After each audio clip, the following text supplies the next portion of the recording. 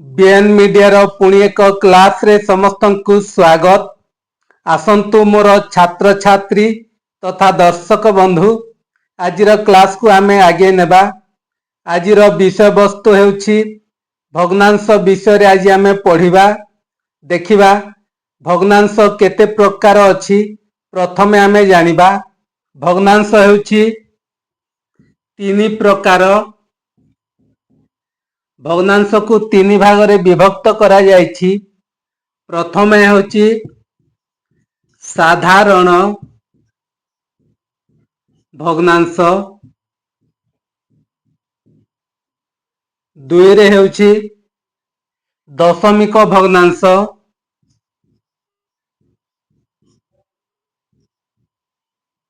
दशमिक भग्नांश, नंबर तीन रे हेउछि शतकड़ा भग्नांश,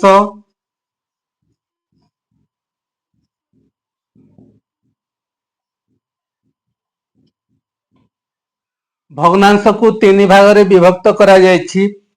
एक रे हेउछि साधारण भग्नांश, दुई रे हेउछि दशमिक भग्नांश, तीन रे हेउछि शतकड़ा भग्नांश। पुणी आसंतु देखिबा साधारण भग्नांश को तीन भाग रे विभक्त करा जायछि। साधारण भग्नांश को तीन भाग रे विभक्त करा जायछि। प्रथमे हेउछि प्रकृत भग्नांश, प्रकृत भग्नांश, दुई रे हेउछि अप्रकृत, तापरे तीन रे हेउछि मिश्र भग्नांश। बुझियला साधारण भग्नांश को तीन भाग रे विभक्त करा जायछि। प्रकृत भग्नांश, अप्रकृत भग्नांश, तापरे मिश्र भग्नांश। वर्तमान आसंतु देखिबा प्रकृत भग्नांश काहाकू कुहा जाए। जेउ भग्नांशर लब सान हर बड़ थिबो सेही भग्नांश गुडी को आमे प्रकृत भग्नांश कहिबा। देखिबा गोटे उदाहरण होची 3 विभक्त 5। 3 विभक्त 5 रे लब होची सान हर होची बड़। लब हर ठारू सान एवं हर लब ठारू बड़ सेही भग्नांश को आमे प्रकृत भग्नांश कहिबा।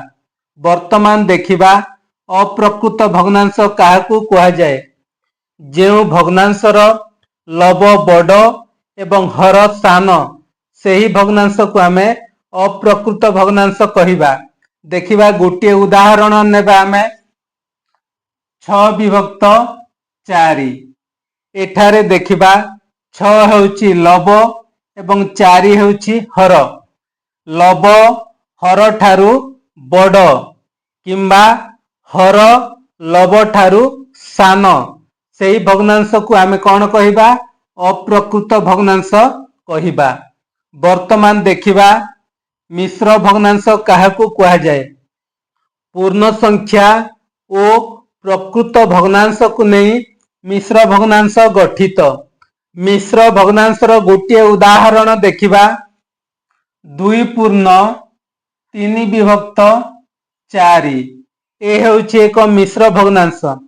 2 हेउछि पूर्ण संख्या एवं 3 विभक्त 4 हेउछि प्रकृत भग्नांश। पूर्ण संख्या ओ प्रकृत भग्नांश को नहीं मिश्र भग्नांश गठित। वर्तमान आसंतु जानिबा दशमिक भग्नांश काहाकू कुहा जाए। जो भग्नांश को आमे दशमिक रे प्रकाश करि परिबा सेही भग्नांश को आमे दशमिक भग्नांश कहिबा। भग्नांश को जदि आमे दशमिक रे प्रकाश करिबा ताहेले से हेबो दशमिक भग्नांश रे परिणत होई जिवो। देखिबा गोटे उदाहरण 3 विभक्त 10। एठारे आमे 3 विभक्त 10 को आमे दशमिक रे प्रकाश करिबा। दशमिक रे प्रकाश कले केते हबो 0.3 अर्थात एकरे गोटे शून्य थिबारु दशमिकर परे गोटे अंक रहिबो। एठारे अछि लब गोटे अंक अर्थात दशमिक परे गोटे अंक रहिला। वर्तमान देखिबा शतकड़ा भग्नांश। भग्नांश को जदि आमे शतकड़ा रे प्रकाश करिबा ताहेले ताकू आमे शतकड़ा भग्नांश कहिबा। देखिबा गोटिए उदाहरण नेबा आमे शतकड़ा भग्नांशर 1/4। एही भग्नांश को आमे शतकड़ा भग्नांश रे प्रकाश करिबा। शतकड़ा भग्नांश रे प्रकाश कले केते हेबो 25 शतकड़ा। बुझिहेला। वर्तमान आसंतु आमे जानिबा एही भग्नांश को नहीं आमे विभिन्न प्रकार जो प्रश्न अछि सेही सब प्रश्न गुडी को आमे आलोचना करिबा एवं आजिर क्लास को आगो को बढ़िबा। प्रश्नटी हेउछि 8/5 को मिश्र भग्नांश रे प्रकाश कर।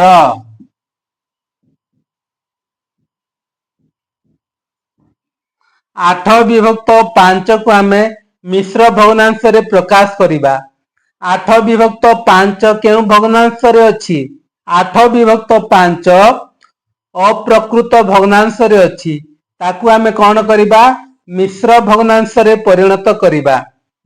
8/5 रे 8 हेउची लव एवं 5 हेउची हर। लव को आमे हर सहित कोन करिबा हरण करिबा। 8 हरण 5 8 हरण 5 कले केते हेबो आमे हरण करिबा 8 हरण 5 केते रे जीवो 5 खंडा पणकिया रे 8 केते रे अछि 5 1 5 5 दुणे 10 5 दुणे 10 बड़ हे गला नाही 8 नाही सेति पई कोन हबो 5 1 5 जीवो 5 1 5। वर्तमान 8 रु आमे 5 वियोग करिबा। 8 रु 5 वियोग कले 3 हैला। 8 हरण 5 समान भागफल होची 1 तापरे भागशेष होची 3। तेबे मिश्र भग्नांश रे परिणत कले कोन हबो 8/5 को जदि आमे मिश्र भग्नांश रे परिणत करिबा भागफल 1 ए हबो कोन पूर्ण संख्या हबो 1 पूर्ण तापरे भागशेष केते 3 3 हबो लव एवं 5 हबो कोन हर। 8/5 को जदि आमे मिश्र भग्नांश रे परिणत करिबा 1 पूर्ण 3/5 हबो उत्तर। भग्नांश को नहीं आ गोटे प्रश्न आमे नेबा एवं तार समाधान कार्य करिबा। 23/4 को मिश्र भग्नांश रे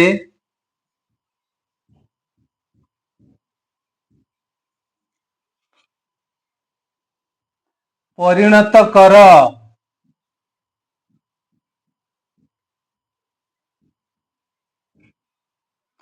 23/4 को आमे मिश्र भग्नांश रे परिणत करिबा। 23/4 हेउची कोन अप्रकृत भग्नांश लव बड़ अछि हर सान अछि सेथि पई 23/4 हेउची अप्रकृत भग्नांश ताकू आमे मिश्र भग्नांश रे परिणत करिबा। 23/4 को आमे मिश्र भग्नांश रे परिणत करिबा। 23 को आमे 4 द्वारा कोन करिबा भाग करिबा अर्थात हरण करिबा। 23 हरण 4 केतरे जीव 4 पंचा 20 जीव 4 पंचा 20 400 को 24 हे जाउची एठी अछि 23 सेथि पई 4 पंचा 20 गला। वर्तमान आमे 23 रु 20 वियोग करिबा। 3 रु 0 वियोग कले 3 2 रु 2 वियोग कले 0 हे गला। भागफल हला 5 भागशेष हला 3 एठारे मिश्र भग्नांश रे परिणत कले कोन हबो भागफल हब पूर्ण संख्या 5, भागशेष 3 से हब लब, यही भाजक हब कौन हर। देखिबा आमर जो करिछु 5 पूर्ण 3 विभक्त 4 मिश्र भग्नांश रे आमे परिणत कलु। एई जो मिश्र भग्नांश ठीक अछि कि नहीं आमे परीक्षा करिबा। केमिति गले जना पड़िबो कौन 4 सहित आमे 5 को गुणन करिबा। 4 गुणन 5 जोग 3 कले जदि कौन होची आमर 23 जदि हेउची कौन लब जदि हेउची ताहेले उत्तर ठीक अछि। 5 चौ 20 20 रे 3 मिसिला केते 23 हे गला। तार अर्थ आमर जो उत्तर मिश्र भग्नांश आमे कलु 5 पूर्ण 3 विभक्त 4 हेउची ठीक उत्तर। सेमिति आउ गोटे प्रश्न आमे नेबा। प्रश्न को देखिबा आमे 3 पूर्ण 4 विभक्त 5 को कौन करिबा अप्रकृत भग्नांश रे प्रकाश कर। अप्रकृत भग्नांश रे प्रकाश कर। 3 पूर्ण 4 विभक्त 5 हेउची मिश्र भग्नांश रे अछि। सेही भग्नांश को आमे अप्रकृत भग्नांश रे परिणत करिबा। देखिबा 3 पूर्ण 4 विभक्त 5 को आमे कौन करिबा अप्रकृत भग्नांश रे प्रकाश करिबा। अप्रकृत भग्नांश कहिले लब बड़ हर सान। 5 सहित आमे 3 को गुणन करिबा एवं 4 को जोग करिबा। 5 गुणन 3 मिशाण 4 हला। 5 3 केते 15 15 जोग 4 केते हला 15 4 19 हला। एही 19 हबो कौन लब एवं हर हबो 5। तेबे अप्रकृत भग्नांश रे परिणत कले केते हबो 19 विभक्त 5 बुझी हला। 1 विभक्त 5 को दशमिक भग्नांश रे प्रकाश कर।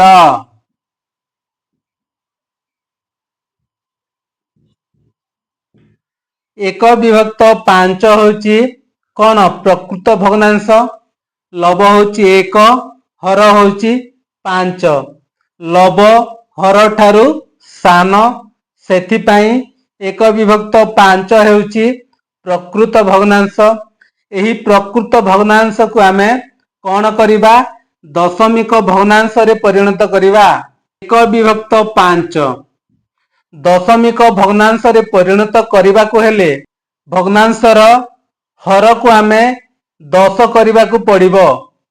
एही हर को कौन कले 10 5 रे केते गुणन कले 10 हबो 5 रे 2 गुणन करिबा एवं 1 रे मध्य 2 गुणन करिबा हला। 1 दुणे 2 5 दुणे 10। वर्तमान आमे दशमिक भग्नांश रे परिणत करिबा। 1 रे गोटिए शून्य अछि अर्थात कौन दशमिक परे गोटिए अंक रहिबो। लब होची 2 हेले केते हबो 0.2 दशमिक परे गोटिए अंक 2 रहिला। 2 विभक्त 10 हला दशमिक रे प्रकाश कले 0.2 बुझी हला।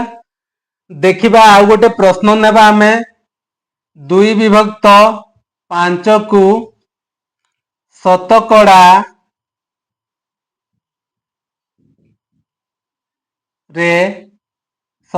रे प्रकाश कर। ଦୁଇ ବିଭକ୍ତ 5 କୁ ଆମେ ଶତକଡାରେ ପ୍ରକାଶ କରିବା। ମୁଁ ପୂର୍ବରୁ କହିଥିଲି ଶତକଡାର ଅର୍ଥ ହେଉଛି 100। ଆମେ କଣ କରିବା? 2 ବିଭକ୍ତ 5 କୁ ଆମେ କଣ କରିବା? 100 ରେ ଗୁଣନ କରିବା। 100 ଶତକଡା। 100 ଦୁଣେ 200 ବିଭକ୍ତ 5। 200 କୁ ଆମେ 5 ରେ ଭାଗ କରିବା।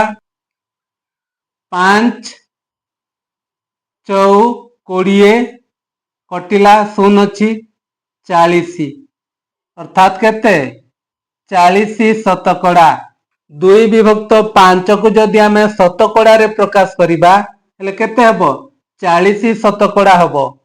ତେବେ ଛାତ୍ରଛାତ୍ରୀ ତଥା ଦର୍ଶକ ବନ୍ଧୁ, ଆଜିର ଭଗ୍ନାଂଶ କ୍ଲାସ ଆପଣ ମାନଙ୍କୁ କେମିତି ଲାଗିଲା ନିଶ୍ଚିତ ଭାବରେ କମେଣ୍ଟ ମାଧ୍ୟମରେ ଜଣାଇବେ ଏବଂ ପ୍ରଥମ ଥର ଯଦି ମୋ ଚ୍ୟାନେଲରେ ଭିଜିଟ୍ କରୁଥାନ୍ତି ତାହେଲେ ନିଶ୍ଚିତ ଭାବରେ ଚ୍ୟାନେଲକୁ ସବସ୍କ୍ରାଇବ କରନ୍ତୁ ଏବଂ ଆଜିର କ୍ଲାସକୁ ବହୁ ମାତ୍ରାରେ ସେୟାର ମଧ୍ୟ କରନ୍ତୁ।